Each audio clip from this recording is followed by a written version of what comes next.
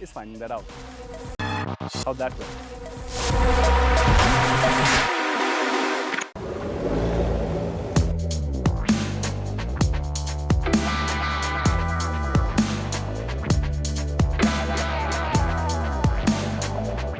And when you think of Jeep, you think of the Compass. And when you think of the Compass, chances are that you're thinking on the lines of it being a butch, brawny SUV with incredible off-road credentials, albeit a little bit expensive. And you won't be wrong. Well, that was what was our verdict for the older Jeep Compass. The reason why I call it older is because now there is a new Jeep Compass in town. This is a 2021 model. It's called itself a facelift, and it's clear what Jeep is trying to do. They're trying to add the premium word in your chain of thoughts, which as a result will justify the price tag. Have they achieved it? Well, let's take a closer look.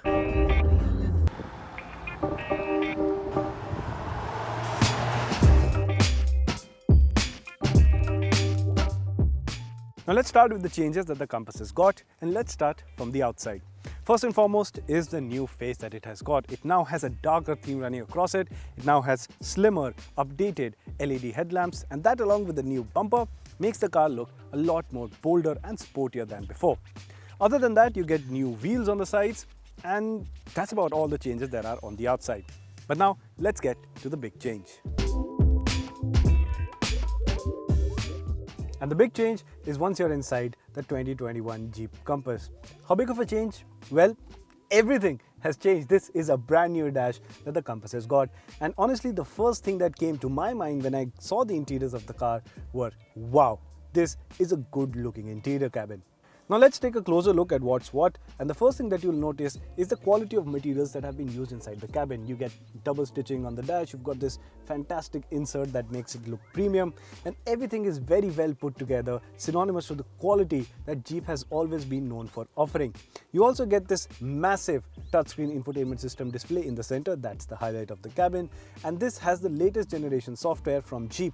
And this is a fantastic unit. The touch response is amazing. It's got all the features that you would want. The Compass now gets a 360-degree surround camera system, and that can be accessed from here as well. And other than that, what's really interesting is that the new Compass comes with wireless Android Auto and wireless Apple CarPlay, and that's a feature that's so helpful that I cannot emphasize enough. Other than that, you also get a wireless charging pad, you get a USB-C port along with the regular USB port up here in the front, which is a very nice touch. And you've got all of your four-wheel drive controls and driving mode controls laid out in a different fashion here. The central tunnel is a lot more minimalistic than before, and as a result, again, it looks more premium. However, it's got these gloss black finishes, which can be a little bit of a troublesome thing to maintain over long periods of time. Nevertheless, it looks really nice.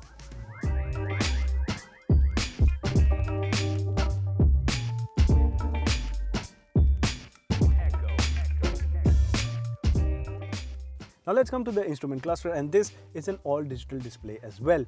Now, having a digital instrument cluster in this segment isn't that big of an achievement. A lot of other cars have it too. But what's different here is that it gets this new design, which is again a lot more minimalistic, and as a result, it looks really premium. It has got so many customizable faces that you can spend a very long time playing around with it. But what I personally like the most is this new 3-spoke steering wheel. This really does it for me. All in all, this is a fantastic place to be in.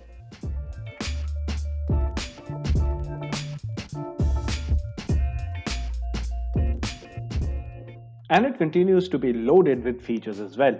Apart from the ones mentioned, you also get things like a massive sunroof, power tailgate, and 8-way electrically adjustable front seats with ventilation and memory function as well.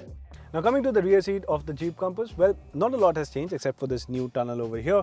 This has the USB port, a 12-volt power socket, and rear AC vents. That's new, but the seating comfort is, well, like before as well. But let's take a quick recap. Anyway, the driver's seat has been set as per my height. For reference, I'm 5'10", and you can see I have all the room that I could want. This place is best suited for 2 people, to be really honest. You can accommodate 3, but that's not going to be very comfortable.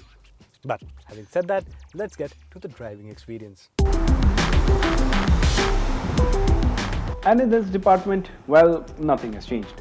And that's not a bad thing at all, because the Compass has already created a mark for itself in the driving department thanks to its confident driving experience and immense off-road capability. We drove the top-end S variant of the Compass that was powered by the 2-liter diesel engine with automatic transmission. We won't go much into details for this as it's the same as before, but in short, it's one of the best cars to drive around in its segment. So at the start of the video, I had mentioned how I felt that Jeep wants to add the word premium to the list of synonyms that describe the Jeep Compass. At the end of it all, I believe they have successfully managed to do so. Yes, the Compass is still an expensive car, there's no two ways about it, and that holds especially true for the top spec variant that we have driven today. However, the Compass now justifies its price tag way better than ever before. So if you've been pondering whether to go for the Jeep Compass SUV or not, well now your choice is a lot easier to make.